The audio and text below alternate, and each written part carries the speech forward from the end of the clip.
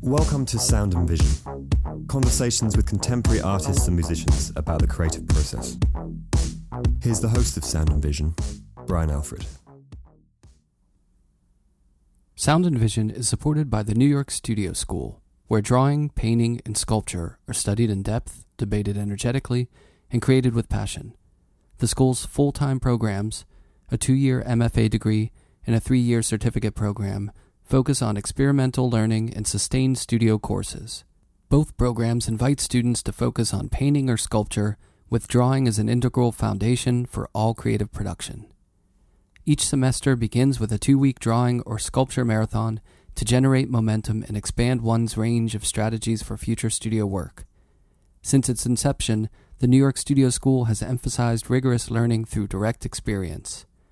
Learn about scholarship opportunities, schedule a tour, and ask questions by emailing info@nyss.com. The school welcomes applications for fall 2020 full-time study through nyss.org. Sound and Vision is also sponsored by Golden Artist Colors. Golden is a company based in upstate New York and is committed to making the best artist materials for artists to make work with. You can get it in just about every art store and online at goldenpaints.com. Jennifer Coates is a painter living and working in New York City and Pointel, Pennsylvania. She received her BFA from the University of Pennsylvania and the Pennsylvania Academy of Fine Arts and her MFA from Hunter College. She's a recent recipient of the Sharp Valentis Studio and was a fellow at the Civitella Ranieri Foundation in Italy in fall of 2019. Recent solo exhibitions include Toxic Halo at High Noon Gallery, Correspondence and All You Can Eat at Freight and Volume Gallery, and Carb Load at the Pennsylvania Academy of the Fine Arts. Her work has been written about in the Brooklyn Rail, Art Critical, Hyperallergic, the Huffington Post, Smithsonian Journeys, and Art News, amongst other publications.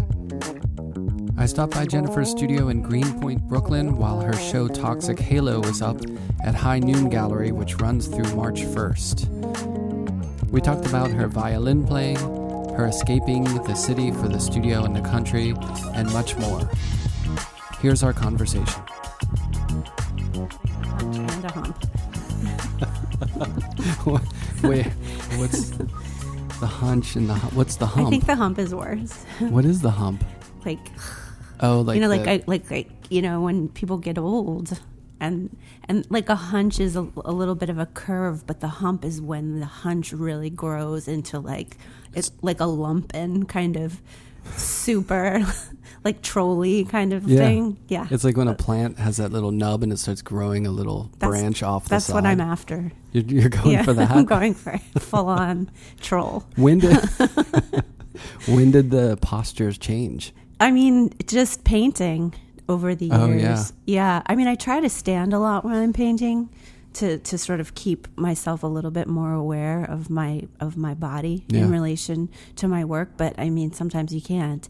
And then the hunch comes in. No matter how many times I tell myself, like, sit up straight. It's always just like, oh, I'm in the corner with my teeny brush. And even, is that with any size painting? Because I can't paint sitting down if it's bigger than like, a small thing. Yeah, I'm mostly standing, but when it comes to the detail work, in order to keep my hand from sort of shaking, right, I have to get support my body and nurse my hump. Yeah. Cultivate that growth. Do you have a computer, or do you work on the computer while you're in here? It looks kind of nice and non-techy. I don't use a computer in here, no. See, I have one in my studio. Like, I bring my laptop, and it's bad news. Is it? You know what I do, though? I sit on, instead of a chair, like a comfy chair, I have one, but I don't use it. I sit on a crate, like a small crate. Mm-hmm. And that keeps me from staying on the computer too long, because my butt will hurt after, like, 5 minutes. Waffle butt. Yeah. Yeah. So I'm like, okay, I got to get up and move around. Yeah. But it's kind of good. Yeah, no, I think anything we can do to deter ourselves from being obsessed with social media and, digital world stuff while we're in the studio. Getting lost in that stuff. I mean, really, I've had to delete Instagram and Facebook so many times from my phone, Yeah. just to like stop this business. I got rid of Facebook. I felt like it was too negative. It was all bad news. Well, especially now in the political season ramping up, I just can't handle the arguing. It's heavy. It's very what's the word? Concerning? Right? Concerning? Dysregulating? Disarming? Disingenuous? Disarming. Yeah. Yes. No, it's not disco. But you do have a couch, which is nice. I do, and I do not nap on it. You don't nap? No, I can't nap. Are you a napper in general? No, I'm too hyper. I can't nap. I can't nap. It's either nighttime or no time. Yeah. I have to be doing stuff. Yeah. Have you done the... We talked a little bit about age. Have you fully converted to an early morning person? Yeah, I'm definitely a morning person. I'm not a night person. Where did it happen for you? You know, to be quite honest, I think I've never been a night person. Oh, you're just a morning person. I remember being at music camp when I was an early teen, and every single day my friends and I would go, okay, we're going to wake up in the middle of the night and we're going to go to the boys' cabin, or the boys are going to come to our cabin. And every night I'd just be like, no, I can't wake up. I was just furious at anyone's attempt to wake me up. So I'm just not a night person. Go ahead, guys. I'm going to sleep this one out. Every night. And every day I'd be like, but I missed it. With no coffee with the boys at 6 a.m.? That wasn't happening. No. Yeah, I converted, I think, in grad school. Yeah. It took me that long. Wow. And I realized that, because, you'd work late at night when you're in school. That's what you do. You just work all night.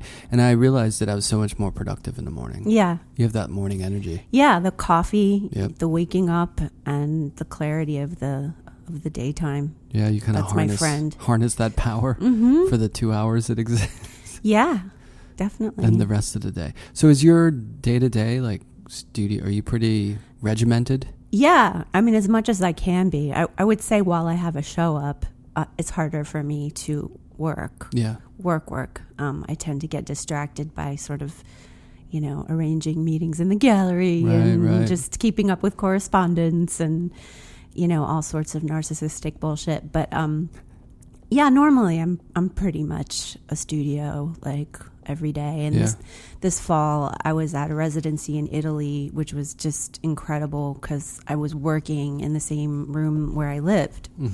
And my room looked out onto a garden and a landscape, and that's what I was interested in painting and drawing.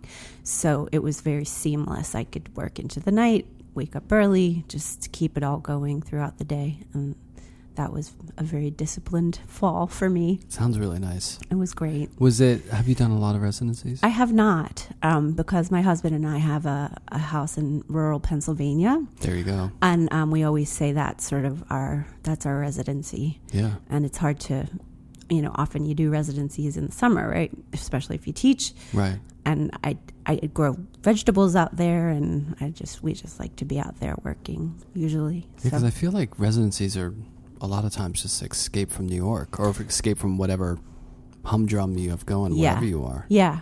But I mean, a castle in Italy, I couldn't really pass that one up. Yeah. That's good stuff. Yeah. Did it find its way? I mean, that's an obvious question. Did it find its way in your work? Absolutely. What you're looking at? It totally did. It was funny. I mean, I was there for 6 weeks, and I've been sort of looking back on it and realizing it took me about a month of being there, kind of just doing what I do and being like, but I need to make something that's sort of like Umbria, Italy specific. And I didn't really know what that meant, but I was a bit frustrated with myself for just continuing to make what I made at home. It's like, I could just do this at home. Yeah. So I drew in the garden. I drew, the Italian trees just look different. So I spent a lot of time drawing them. And then we would go on these little field trips to look at, Renaissance frescoes, and eventually it sort of coalesced, and the frescoes made their way into my work, and I found that the way I was stylizing trees was sort of in conversation with some of these Renaissance frescoes and the way, 15th century artists were doing it. So I started to get really excited about that. Isn't it crazy? Like, I'm just going to check out some Renaissance frescoes today. Like you can, well, I mean, I guess here you go to the Met and you go to every gallery. No, we're so lucky to have We have the so Met much here. and the Cloisters and the Frick. Yeah. I mean, my God. Yeah. The Frick. Yeah, the Frick. Yeah. I mean, and you have the other side of it, everything like contemporary and, but just being there, like being in Italy and seeing that kind of stuff in that environment. Yeah, when you like see it. the actual landscape that they were working from, the stylization starts to make sense. Right. It actually, it doesn't look so unnatural. Yeah, that's the great thing about travel. You can like contextualize things. Things just make sense when you see it. Like when you see Japanese prints, when you go to Japan, you kind of understand the space and the way that look fits with the culture. I have never been to Japan, but that I could totally imagine that being amazing. Yeah. Yeah. It's kind of a good example. I mean, for me, it's just a great example of there was my life before I went there and understood, because I always liked Japanese prints from when I saw like a Van Gogh Japanese print show at the Carnegie Museum in Pittsburgh, and then going and seeing it, totally different thing. Yeah. But Italy was like that too. Like, I mean, I don't know. Have you been to Germany? Only Berlin. Yeah. Yeah. It feels a little more Brooklyn-y, doesn't it? It does, but the museum there, I forget what it's called, that big museum with the... Kunst something. Yeah, Kunst something. People are like, how could you not know? I know, well... Kunstplatz. Yeah, I forget. It's the square one. Anyway, like there's a lot of rectangular. really good stuff there. We just lost a lot of people. It's like, man, they don't even know what that museum is. Sorry. Yeah, Berlin was an interesting place. Yeah, there's a lot of American expats and stuff. It seemed like a place that one could live, but I guess from what they say, the winter's bleak and it's hard to make money. Yeah. Yeah. And supposedly more, because every place that's like the cheap place to go for artists is within like eventually a year, ruined. You're priced out. Exactly. I'm sure that's happened. Yeah. Yeah. I mean, there's not many places left where... Remember when Belgium was like this thing for a little? I mean, I guess we could... I don't know, the Arctic. Yeah. That's opening up as a possibility with climate change. Antarctica becoming might be more nice. livable. Yeah, right. I hear Alaska's melting. Yeah. Antarctica will be balmy enough that we could set up Yeah. a studio loft building. Like the 6th borough is Antarctica. Oh, that's depressing. Okay, sorry. Climate change. Oh, no. We could talk about that. So, yeah, when you didn't grow up in Pennsylvania, did you? I did. I grew up outside of Philadelphia. Okay. And I went to school at the Pennsylvania Academy of Fine Arts and University of Pennsylvania. You really doubled down on that Pennsylvania thing. I sure did. Yes. So, outside Philly? I grew up in Havertown, or as they called it, Havenotown, which was about a half an hour outside of Philadelphia. Okay. And then I went to school in downtown Philly. Did that lead you to your summer home? Like No. the familiarity, or totally different? No, because we're in a different zone. We're in the extreme sort of northeast of Pennsylvania, Right. which it's practically New York. So Yeah. yeah, it's very rural. Not too far from Easton. Easton's up there, right? It's quite a bit further north from Oh, yeah. Easton. It's closer to Hancock, New York. Okay, so you're Yeah. basically in New York. Yeah. What's it? I don't think I've been further north than Easton in Pennsylvania. Does it get pretty? Like, do you have a lot of land? We have 23 acres That's a lot of land. of woods. It's mostly woods. Yeah. And it's all very rural, dairy farms. So a lot of cows and a lot of just rolling hillside and a lot of quiet. And unfortunately, a lot of Trump signs, except for on our road. I really had my eye out for that when we, 2016, we were driving out there. I was like, oh, good God, where are we? Pennsylvania. I'm That's where you are. scared. But at least the people who live on our road did not have Trump signs up. So it made me feel slightly safer. Yeah. Yeah, I was going to say, aside from the politics, is it like having that much land, is it a little scary, or not scary, but like creepy? It's, well, when Being a city, when I'm there by myself, I creep myself out in about 30 seconds. Yeah. So yes. And I'm sort of like awake all night, like, what was that? Right, and I 'cause there's no imagine one like around. dead babies visiting me, like ghosts, and I mean, really like marauders and, just worst case scenario, horrible things happening. Yikes. What do you do? Turn on the TV? No, we don't have a TV. I read, and I make sure I marshal my cats around me. Oh, yeah? Yeah. My sentinels. Bodyguard? Yeah. They're, as you can imagine, highly effective. Yeah. Yeah. Not at all. They could care less. No. Like, oh, someone's after her. Oh, well. But then the minute, I don't know, maybe this means I'm codependent. I'm sure I am. But when my husband's around, I'm like, oh, I'm not scared. Well, yeah. I mean, being by yourself no matter what. I mean, Yeah. around 20 acres. Yeah. You know, I've never had that much space or lived in that much space. The closest I ever came was when I was at Skowhegan, and I was in the furthest barn, like the one where you have to walk through a cow pasture to get to it. So it's pretty much nothing out there. And late at night, the 2 studio mates that I had, they weren't really there late. So I would be out there by myself, and my studio door opened up to woods. Like it just went. Sounds and wonderful. It was also great, harrowing. but it was also a little creepy because anyone, I don't know, maybe that's just like a city person's fear. It might be, but it's also just sort of like the unknown, you know, Yeah. what our brains project onto what we can't see. It's like it's a mirror onto the sort of darker parts of the psyche. Definitely. Yeah. And that was the summer Blair Witch came out, and I saw it. So not my God. Not a pro move. I know some people who were not scared by that movie at all, but I felt like my whole world just slipped out from under me after I walked out of the theater. I was like, oh no. I don't know how you could not be scared. It was pretty totally scary. terrifying. Yeah. And there was nothing like that with the handheld. No. Like it produced an anxiety that was unfamiliar on film. And then the kids in the corner right before. I know. Brutal. So I remember, like, after going to see that movie with some friends there, of going back, and then, of course, at nighttime, it was at night, and walking to my studio and being like, oh, my God, I'm in the woods. Yeah. Witches are moving stones around, and, yeah, I know. I do think about those things. But in a way, I feel like it's sort of part of my work now. Yeah. Yeah, I didn't mean to, like, aren't you really frightened? I'm sure it's beautiful and wonderful, and... It is, but being a little bit scared is sort of built in, and I kind of I've you know, I guess I welcome it. It's sort of like, all right. The quiet must be so nice, though. It's very nice. Do you have studios there, right? We do. We have studios there, and we have I have a lot of animal interactions. Like one year, there was this deer that only had one horn, and he visited me every day for about 10 days in a row, and we would just sort of look at each other. My studio opens onto our little driveway, and we would just make eye contact, me and this one horn. I don't know what that was about. They stare at you. It was great to see him every day. Yeah. Or her, I don't know.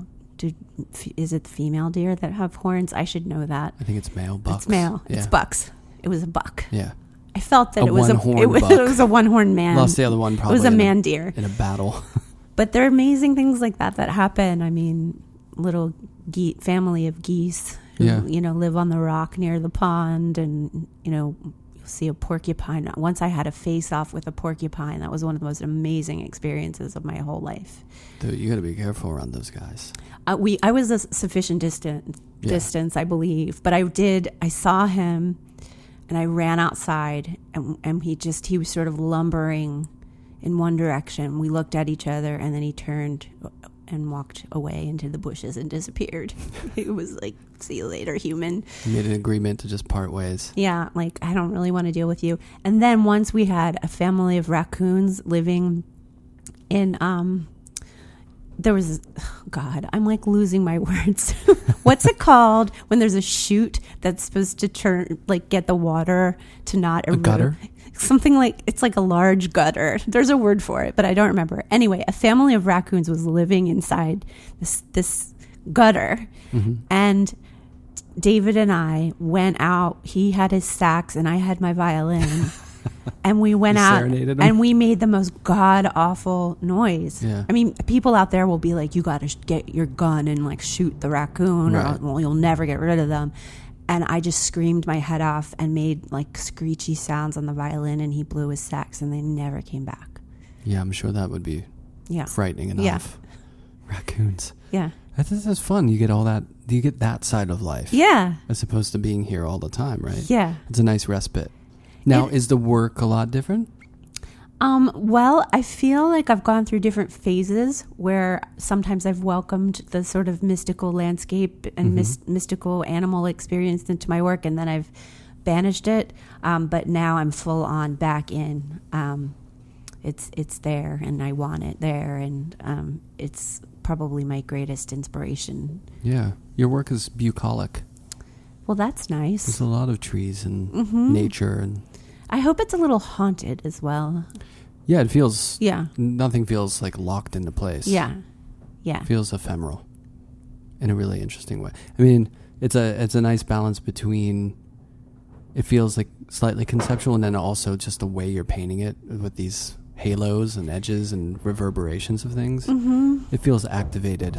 Cool. And alive. That's what I'm going for. I really, I always think, how can I make this feel like it's breathing, even if it's just a line? Yeah. That's really important to me. So, well, let's go back to when you're growing up. Were you always a drawer or an art fan? I was. And were your parents creative people? No, my parents are, well, my mom is creative in that she plays piano, and my father's creative in that he cooks. But they are both science people. And my brother's a lawyer, and I was just sort of this like kind of kooky person who felt big feelings. I felt the family feelings, and I drew all the time. And were you younger sibling? My brother's younger. I'm the older one. But I was, just the sort of emotional, like creative, young little girl in her room.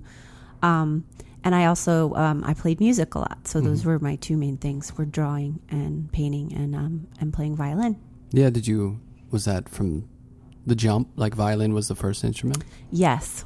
I started playing violin when I was 5 years old.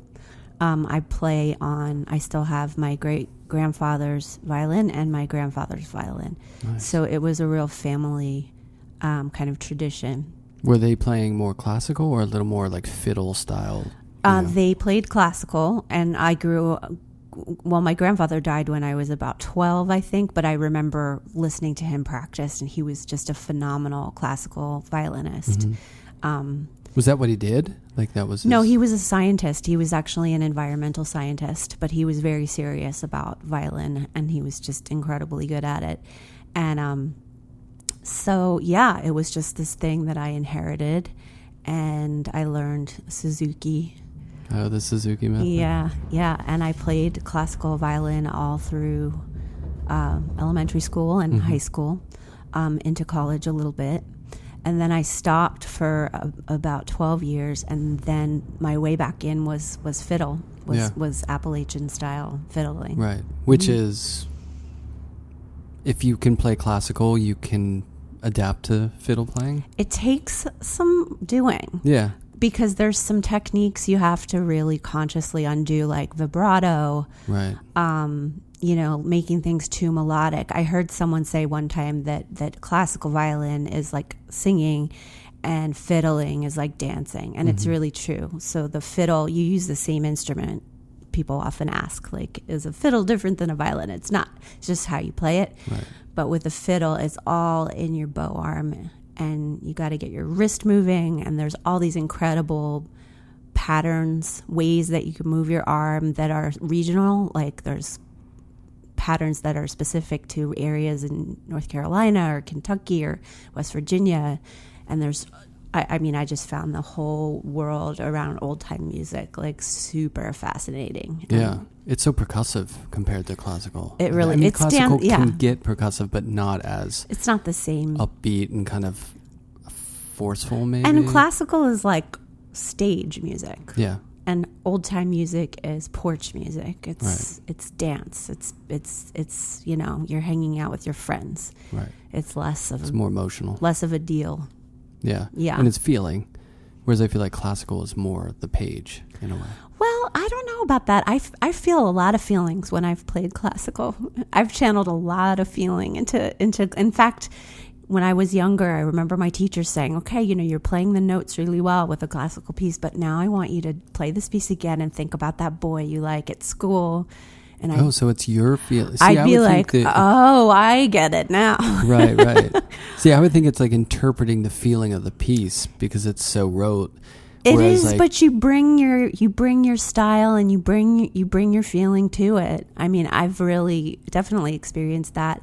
And for me, the fiddle stuff, there's certain ballads that are super emotional, but it's more patterny, and in a weird way, it's more mental because each song is like a trick. You think you know what the next note's going to be, but it's like, no, it's just disrupts your expectation of pattern in a way that I just find very exciting. I guess I was thinking maybe a parallel would be like acting in a movie versus like improv acting. Mm-hmm. Where one is, you find the emotion through the role and through the emotional device of what's wrote, but then the other one is more like you coming up with things on the spot. But I don't know, was the fiddle music you were playing, I mean, is it often improvisational or is it more song-based? It's song-based, but everyone has their own interpretation. Yeah. And it's sort of part of the fun is to sort of bring your own little twist and to do your homework and learn what the kind of antiquarian recordings are, like what are the original earliest recordings that we can find of X, Y, or Z song and really know them. Yeah. It's nerdy. I can imagine. I don't know that much about it, except that isn't Bill Monroe a really he's influence? a bluegrass musician, and so bluegrass was sort of the step after old time. Old time was, like I said, porch music, more social, more dance music, and then bluegrass is when it started to go to the recording studio and the stage and have these kind of like show-offy solos in the middle. Old time tends to be more repetitive and for me like more trancey because you kind of just you go into the zone when you play a song like 20 times through. It's kind of crazy. Does it come from like the kind of like Irish music or the old European? It's a hybrid. Yeah. It's a hybrid of European different folk traditions, and then of course the banjo is originally an African instrument, so there's a whole African American tradition that also weaves its way in. Right. It's pretty cool. It's pretty cool. Do you like that, Bill Monroe, like the bluegrass stuff? I do. It's good, isn't it? I love it. It's fantastic. Yeah, it's got its own feeling. Mm-hmm. I like worked my way back from like Western swing, like moving back through jazz. Into I love that stuff. I know, Bob Wills is one of my favorites. Totally great stuff. It's wacky. Yeah. But the humor in it's so good. But they're great musicians too. Well, there's so many funny songs. So many of these folk songs are hilarious. And one of my favorite fiddle songs to play is called Greasy Coat. And supposedly Greasy Coat is a condom. And so here's like this song about a condom. I mean, supposedly. Right. Yeah. The double entendre. Yeah. Greasy. So you're playing all the time still? Once you picked it back up, you keep playing? Yeah, it's sort of one thing led to another. And now I still play some old time, but I started playing with rock bands, and I play with this one band now, Heroes of Tulik. Shout out to my band, where some of the music is composed by my friend Evans Woolforth. I told Tim I would mention his name. And so he'll compose things, and he has a classical guitar background. Yeah. But then sometimes, we have moments where we can improvise and sort of make up our own arrangements. And I also write my own songs now, and I sing now. So it's been this kind of evolution since I started playing, I guess, again in 2008. Now I'm like full on. I've recorded some albums and back at it. Yeah, I'll back people up on their solo projects. Yeah. And, I'm kind of down to clown. Right. Well, violin is a specific path, like growing up with, if it's integrated into school and education and all that stuff. I mean, was your music pretty diverse, your interests outside of that, or was it pretty honed into that? I had a big tote bag as a teen of tapes. And I really prided myself on the eclectic variety of music that I was into I was a sort of depressed and dejected teen, a goth type. And, I just thought like music is a way for me to figure out who I am and like claim my independence. I mean, of course, a lot of people feel that way. A lot of young people feel that way. It's important. It's so important. So I was really into, you know, punk and like new wave. But I also had like, you know, Caribbean tapes of Caribbean music, of, you know, like music from Ghana, South African music, Indian music. That young? Yeah. That's pretty great. I thought I was like, my tote bag of tapes made me think that I was actually a cool person. Yeah. Because like I definitely wasn't at all. Yeah, but if you like that music, you kind of are. I mean, looking back, I think adults appreciated me, but I just didn't. I wasn't social. I didn't go to parties. I was like a mute, basically. I was so paralyzingly shy as a kid. So music really was a huge part of keeping me connected to. Well, were you finding like African music, like Ghana, music from Ghana and stuff? Record shops or? Yeah, I'd go to the record shop. I'd go to the tape section. I didn't play records because it was the 80s. Yeah. And we played tapes. Cassettes. Mixtapes. Mixtapes Were so good. I love my mixtapes. Wear 'em out. I was so proud of my mixtapes. Yeah. That some of the I want to do a sort of research study on how many artists like their beginnings of their art was like mixtape. Oh, like yeah. Cover art. You know how you'd make your own? Yes. Like you get the blank Maxwell's or whatever they were, and then you make your own cover art. Yep. It's fun. That was like everything. That's how you got people to like you. Right. Like here, like I'm totally like a social weirdo, but here's my mixtape. It's kind of like social media in a way. Yeah. Yeah. I mean, I just love that whole experience of like pressing stop and go on the tape player and like, okay, put on the next song. Yeah. Yeah. And then writing down all the names. Yeah. It was good stuff. Yeah, it was making a little artwork. So you had a diversity of music. And then with drawing, was it just something you were doing for fun, or did you, in school, were you have a great art teacher, or how did that work? I had great art teachers in school. And I loved it. And I made drawings just to sort of, I felt like didn't understand social interactions, but I understood what was happening on a two-dimensional surface. I mean, I thought I did. Right. I felt like I did. So like your life narrative, or just I just thought, well, I can't control what's out there, right. but maybe I can control what's going on this page. And it just helped me feel like I could, you know, get away, I guess, a little bit. But escapism. Yeah, some escapism. Yeah. That can be kind of like opens a door for the rest of your life. Well, how did you, like in high school, was it something that you were really into, or was music more of the thing? Or like it was both. When you're getting ready to think about college, like what was the plan? Well, the plan was that my music teacher wanted me to go into music, but I kind of knew at that point I wasn't ready to perform. I was too nervous. I would get too nervous for auditions and things like that. I practiced like 6-7 hours a day in high school. That's a lot. And it didn't matter how much I practiced. Everything could fall apart, you know. Stage fright? I had severe stage fright. So brutal to do all that work, and then when the light comes on, you're just like, nope.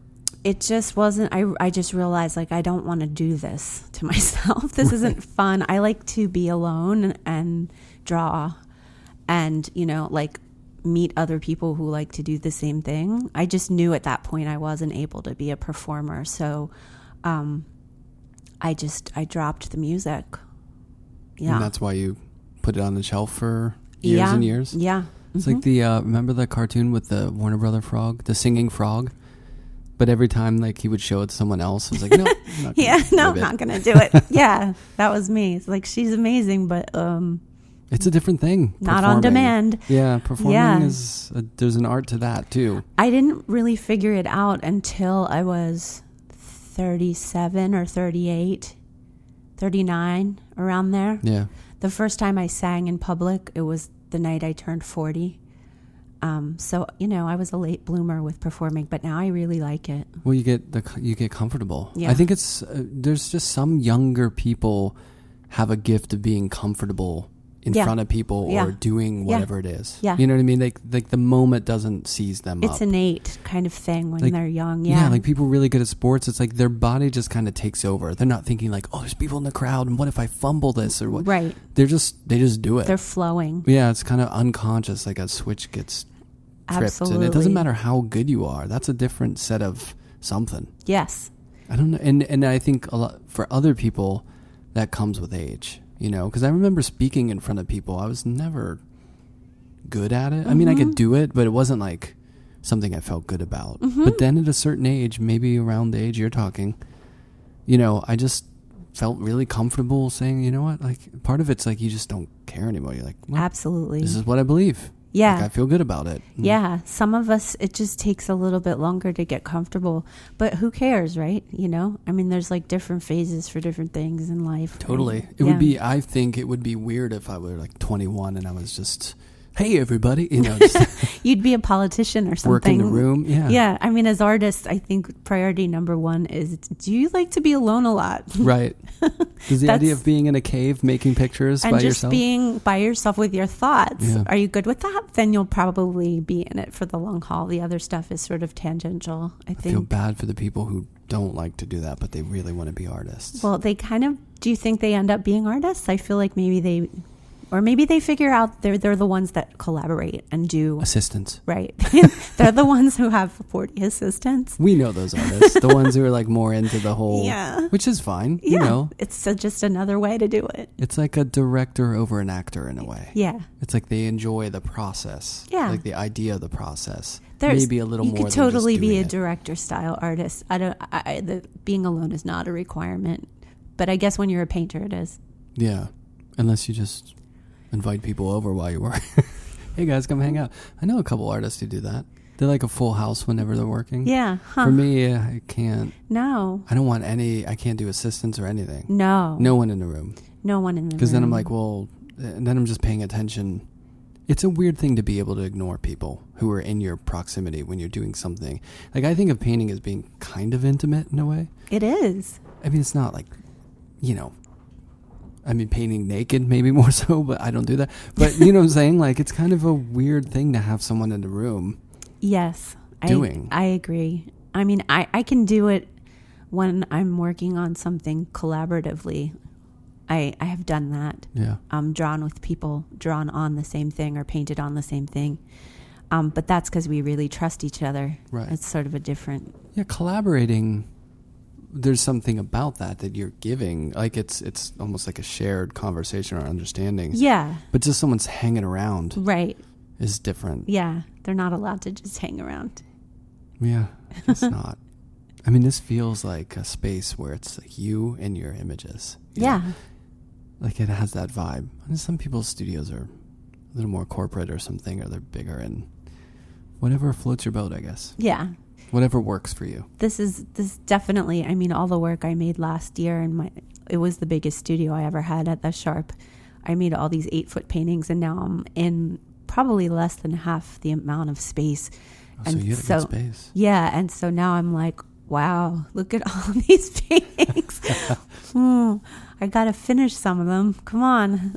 It's hard, right? Like, sometimes it's hard when you're looking at an 8-foot painting that's like 99% of the way done, but like that last 1% is the crucial 1%. And you're like, I feel sort of dwarfed by this task before me.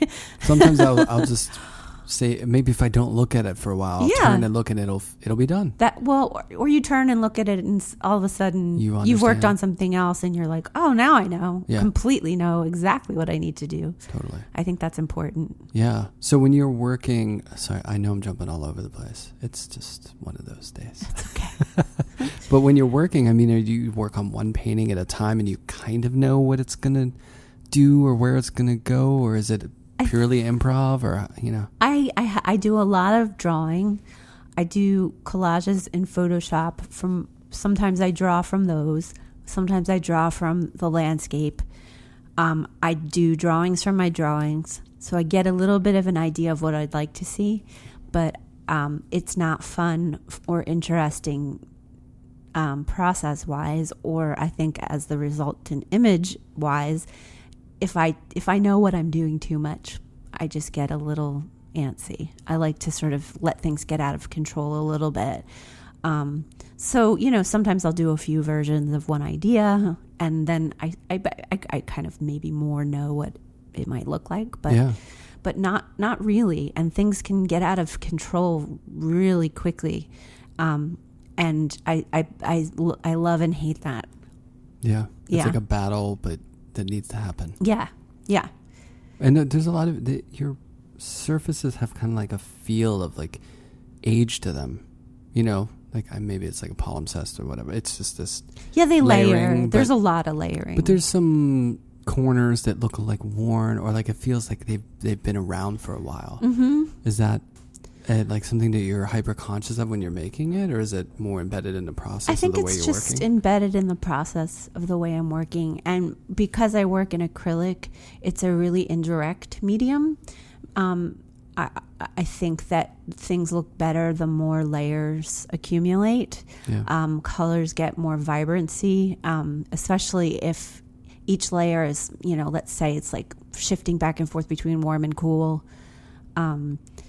There's something a buzz that starts to happen, and so maybe that's the worn feeling. Well, also too, there's some brush strokes that it seem like there's almost just a little bit of pigment, and it's mostly like water in it that's disseminating the paint in a way that's not kind of like, it almost looks like it might have been sanded or worn down. Yeah, that's a big part of it. I mean, it's not just brush strokes, but there's a lot of working horizontally and building things up, letting things sort of puddle, and letting sometimes they're thick puddles and sometimes they're super watered down. And I do sand things away, and I like to talk about the process and think about the process as a sort of like weathering. Mm-hmm. It's like geology almost, like stones wearing away under the force of rain and, time and pressure, and how can sort of paint mimic that weathering. Yeah, totally. Who are like... I'm sure a million, but are there some artists in history or like people that maybe even recently that you've been really into as far as like having an influence on what you're doing? Well, I love Charles Birchfield. Mm-hmm. I mean, I think that's pretty obvious. But Emily Carr, the Canadian artist, Emily Carr, I've been getting really into her.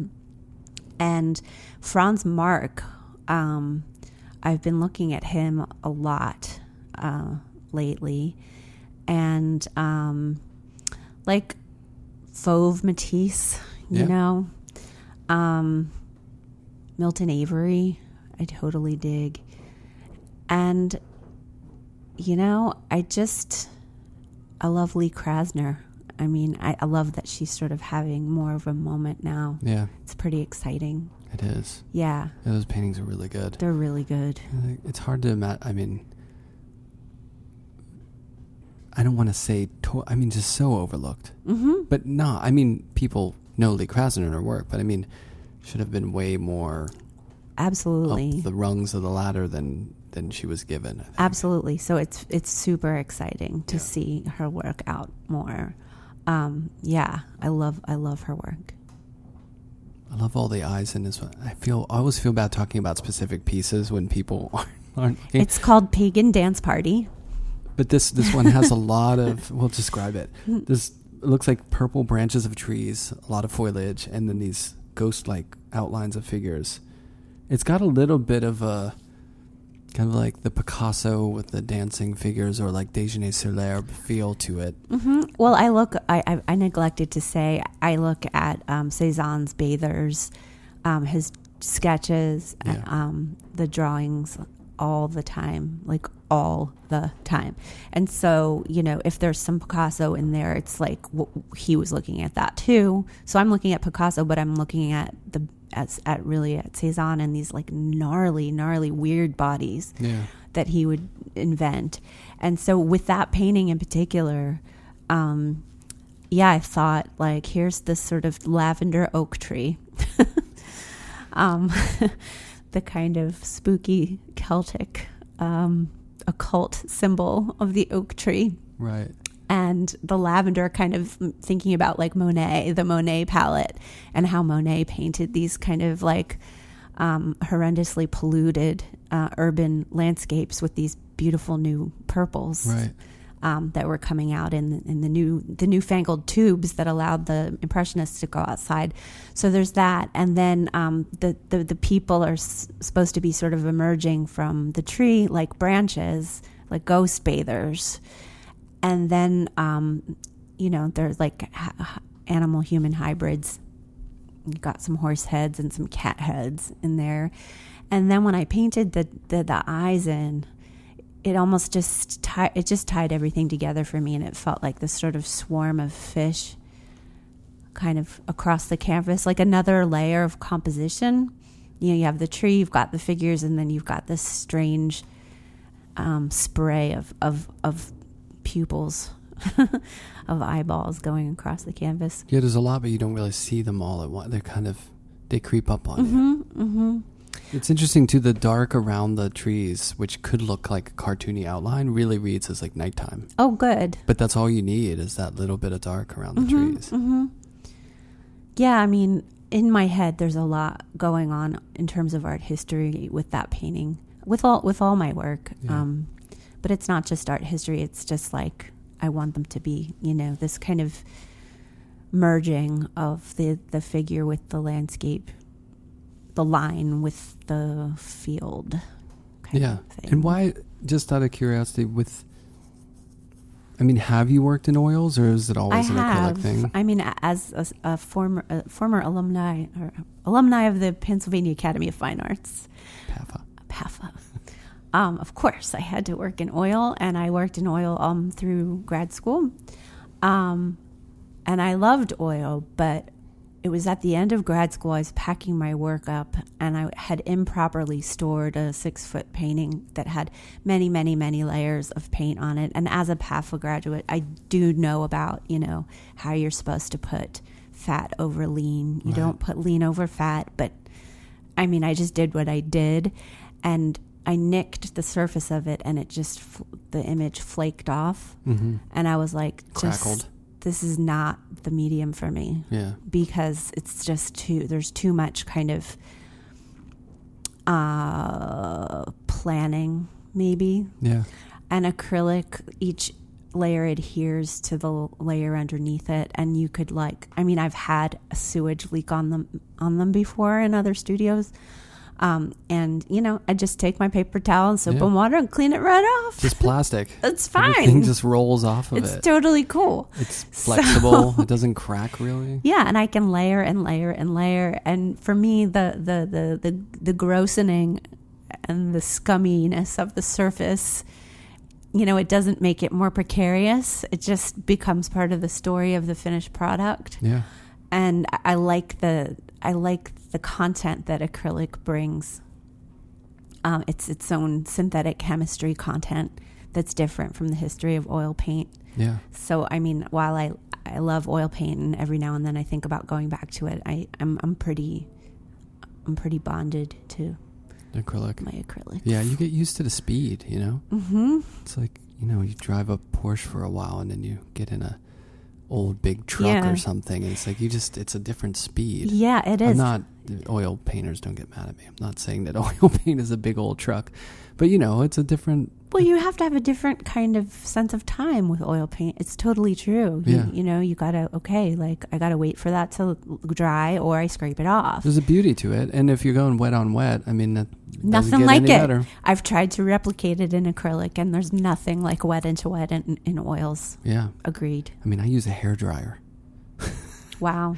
It makes the paint dry fast. If you work with acrylics, it's a lifesaver sometimes. Well, one reason why I like to work outside in the summer is I put my paintings outside, and they dry in the sun nice and quickly, and I can spill away. Yeah, I can imagine that's real quick. Yeah. In the sunlight. Yeah. And that's out in Pennsylvania. Mm-hmm. Nice. Mm-hmm. Not here. No. Not in the courtyard? No, not in the courtyard in Greenpoint. No. Not yet anyway. Right. So when you got out of school, you moved straight to New York? Pretty much. I spent a really miserable year in Philadelphia working at a research institute that my mother was a vice president at. Oh, the old mom gig. Mommy, can I have a job? Yeah. It was part-time. Wasn't that fun? It was pretty interesting. I mean, I had to write definitions of medical device terminology. Weird. Yeah. And I enjoyed it. Not that that's a weird thing. It's just a weird gig. It was a weird gig. And then I graduated up to writing abstracts of articles. Of the articles were about when medical devices went wrong. Mm-hmm. Like, really weird things, like that sounds like a Netflix special. Or like a motor museum type of, at the drawers of things that people swallowed. Right. That's my favorite thing at the motor museum. But there'd be articles about that, like so and so swallowed, like, I don't know, light bulb, a plastic bunny, and it perforated his colon, and like this and that we had to do to like fix him up, and I'd be like writing abstracts. I remember one time reading about a guy who sat on a public drinking fountain. Sure. Haven't we all done that? Let's be honest. And like, this place was crazy. There was a library upstairs where there was just drawer after drawer of just kind of like obsolete medical devices. It was a really cool place to work. What did you glean? What did you get out of that experience? Like, okay, well, other than good stories, I pored over journals of skin disorders, and I saw really, really insane things like pressure ulcers, like bed sores, and like end-stage diabetes, and like cancer of the anus, like crazy stuff. And I would just stare at these pictures, like the grosser the better. And I really feel like that imprinted itself onto me. And I know that this work is not necessarily about skin disorders, but I have always thought about how paint can be a metaphor for flesh, right? And how the painting process can be sort of violent and like, corpulent and like rotting, and like that there's this putrid kind of smell that you can kind of make when you make a painting. Yeah, totally. And I think, so that's what I did in the year between graduating from undergrad and then moving to New York. I went to Vermont Studio Center for a few months, and then I moved to New York. Oh, before? That's nice. Yeah. Nice little pit stop. Yeah. Did you meet some people? I met my husband there. There you go. Mm-hmm. A nice little detour. Yeah. Let's go meet my husband, and then I met New York. I met a lot of amazing people who made me realize that I didn't need anything special or tons of money to move to New York, that I could just make the decision and just do it. So I think we just dropped an amazing ad for Vermont Studio Center. Yes. Go to Vermont Studio Center, and your whole life will get better. You might meet your significant other. I've heard of that happening before. Yeah, I mean, you get to know people, right? Mm-hmm. I mean, those are good experiences to get to know people who are like-minded. It's a great place. This is a loaded question. How is the artist relationship? It's fun. Like sometimes we can just be like, oh, you got invited to be in that show. Yeah. Good for you. Have fun with Bravo. that. But, I actually said this to him yesterday or the day before. I was like, I might get a little jealous every now and then, but I would never be like upset or angry at something you get, because like I love you and I'm happy for you, and I know he feels the same way too. So it's fine. It's great. Well, outside of the potential competitiveness, I just mean more so of like artists are usually wired a little differently than... Yeah, well, I mean, you can say, I want to go to the studio, or like, I'm going to be late because I got to be in the studio, or like, I don't want to come for dinner because I want to be in the studio. And the other person's like, totally. Yeah, I get that. Yeah, right. Yeah, fine. That's How fine. about this? This must be nice. I've got to sit in a room and stare at the wall blankly for a couple hours. Yeah, and the other person's like, yeah, me too. Yeah, it's fine. Like, go figure your painting out. That's the most important thing. Yeah, that must be It's good. Good, yeah. Yeah.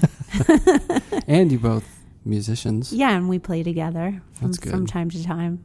And that can be fun. The Frogs Musical Collective. Yeah, do you jam with a lot of different people just in general? We do. We have sort of an ongoing thing where we have several good friends who play music and happen to be very good at it. Yeah. And we adapt our sets to whoever is sort of available or wants to do it. Mm-hmm. And, we'll sort of evolve and change the different pieces based on who's going to be playing with us. And it's a lot of fun. That's cool. And you get a lot of different instrumentation, yeah. I imagine? Yeah. We have one really good friend who's a violist. We're friends who's a pianist, several guitarists. Oboe? A clarinet player, Kurt Hoffman. There you go. Who has a show up right now at Studio 10. Nice. He's a wonderful clarinetist, and he played with us about a year ago. That's fun. And does he play bass clarinet too? I don't know. Do most? I don't really know. Yeah. Because I play saxophone, and then I started playing. You do? Yeah. And cool. That's what I played when I was a kid. Yeah. For band and stuff. And then I played bass clarinet just because it's the same thing, right. really. That's cool. It's an easy transition. Yeah. David plays sax. Did you guys talk about that? A little bit. Yeah. I know we should play music together at some point. Anytime. I would love to. I'm always down to play with a new person. Right? I have this desire to maybe do a performance, like a weekly or a monthly jam session in a gallery that's just artists. I would love that. Wouldn't it be fun? Yeah, I think monthly. I know. Let's be honest with ourselves. Yeah, that's true. Yeah. There's a lot of really great artists who are really There are great a lot musicians. Of great artists who are also great musicians. So it's true. Some cool stuff going. Yeah. I mean, let's put that on the list of 4 million things that we have to do. Definitely. Just put that down on number 4. All right. Artist jam session. Yeah. It'd be fun though. Number 4, that's pretty high up. Yeah, that's good. That was the intent. Okay. Let's get it up towards the top. I mean, music's important. It is so important. Yeah. Yeah, I mean, I think it's funny because I've had conversations with musicians and they like art. I think they're pretty fascinated by the art world and what it's like to be an artist. But you can't art while you music. Right. But you can music while you art, Yes. Yeah. So artists, we have this we get obsessed with music, right? Because it's our friend in the studio. So it's there for us. Yeah. And it's inspiration. Yeah. For a lot. I mean, it's the whole premise of a lot of what I talk about with people is how music for me is one of the biggest things in my life. So, yeah. And so is art. So yeah, me how too. that merges. And I had so many artists. I mean, once in a while you'll hit someone who's just I didn't really grow up listening to a lot of music. It doesn't really affect me. But most of the time, people are into it. Yeah. Yeah. Well, it fills your head and it replaces those weird thoughts sometimes. And it's so immediate compared to art. Mm-hmm. It's just sound hitting your ear. Mm-hmm. And, art is so much about the connections, the visual dialogue, and the communicating through time. I mean, it is with music too, but you know what I mean? It's just so direct. Yes. There's less of a filter. And it just, I'm no neuroscientist, but it must just hit a different part of your brain. Yeah. And, I think we need that part of our brain engaged. It's vibrations as opposed to light. Mm-hmm. This is just light. That's a good theory. It's a different thing. Yeah. And thank God we have both, right? Yeah, totally. Yeah. So you have a show up now. I do. Can you tell everyone about your show, where they can see your stuff? And I all would that? love to talk about myself a little more. Thank you for asking. It's called Toxic Halo, and it's at High Noon Gallery, which is at 106 Eldridge on the Lower East Side, and it's up through March 1st. And it's a show of I have one sort of semi-large painting of a rotting cow whose entrails are rising up and merging with the landscape in a sort of regeneration scene. I could talk about that painting for a while, but just go see it. Yeah. And then the rest of the works are small paintings and works on paper. A lot of work that I did at Civitella at the residency in Italy this fall and over the summer out in Pennsylvania. All the paintings, the little paintings, were Must done be cool out to there. see that in a different atmosphere, right? Yeah. Like making and living with it somewhere totally different. It's really cool, and I'm really happy with the installation, and I'm proud of this body of work. And the title "Toxic Halo" is actually comes from a song I wrote a few years ago called "Ruin." Mm-hmm. And I was trying to come up with a title to the show, and a friend of mine was listening to me sing my song and heard that line and was like, It's cool. Toxic title. Halo. Like, that's your show. That's what you're doing. And I just, like, yeah, that is what I'm doing. Sound a little bossy. Thank like they you. Really knew. But it was totally right. And Yeah, it's a great title. I mean, it was just such a wonderful thing to have someone find something useful to me in my own thing that I didn't see. Sometimes you need that, right? You need other people Yeah. to help you see things. And like sometimes when people write about your stuff, you're like, oh yeah, Yeah. it's so nice. Totally. It's so nice when people take the time to care Yeah, about what you do. definitely. Yeah. So, I mean, thank you for caring. Oh, it's my pleasure. Thank you for making things to care about. But no, I agree. It's nice to, and to our point earlier, we do sit alone most of the time. Yeah. And So- like we were saying before we started this, how important it is to do something that isn't just about ourselves. Yeah, For me, writing has been like that, writing about other people's work, doing interviews sometimes. music too, right? Music too. That it's something. If you're not if you don't play music, I don't know if you can get that sort of symbiotic energy that you get when you're jamming with people and it's going well, and it's just like, I don't know, it's a weird feeling. It's But it's like it's otherworldly. It's also just really listening. Definitely. And I think that experience of being in the moment and listening to other people, and also being aware of the people I'm playing for, Mm-hmm. and just allowing that to kind of pass through me. Like, I don't know, that's helped me be a better teacher, better artist, I think. Yeah, totally. Yeah. I agree. Yeah. That's good stuff. So the show's up until March 1st. And then you do social media to an extent. I do. You do it.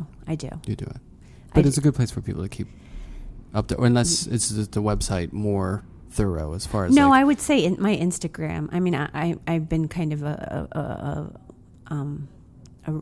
rammy Instagrammer. Mhm. I probably overpost, but whatever. It's my Instagram page. yeah, it's a place to put Yeah. pictures of things. But I love Instagram for that. I would say my Instagram is more thorough than my website, although my website has been recently updated. Is that your name, your website? JenniferLCoates.com. Yeah. What's your middle name? Lee. That's my mother's middle name. Really? Sandra Lee. Sandra Lee? Yeah. And I'm Jenny Lee.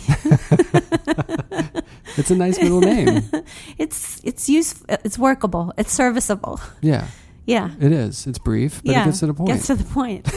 It's like decorative. It feels southern, Yeah, doesn't it? It does. It does. Same with my mom. I mean, I'm from Pittsburgh, so Yeah. I'm Southern, I'm but- not Southern at all. Sandra Lee. Yeah. Okay, but your website, Jennifer. JenniferLCoates.com. It has a deep archive of images going back to 2004.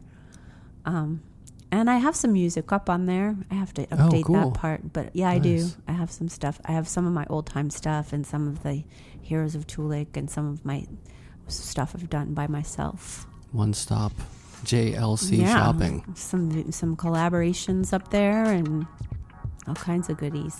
Cool. Well, thanks a ton for having me over. Thank you. It's so nice with the sun coming in. I know. It feels It's like a good spring moment of is the coming. day. Yeah, definitely. Yeah. But thanks. It was so nice to meet you. You too.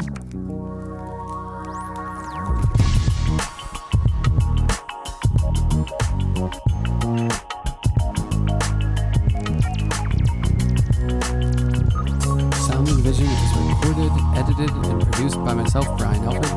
You can find more about the podcast at soundandvisionpodcast.com, images on Instagram at Sound and Vision Podcast. You can find out more about my work at brianalfred.net and on Instagram at Alfred Studio. Many thanks to Jennifer. Go check out her show at High Noon Gallery up through March 1st. It's called Toxic Halo.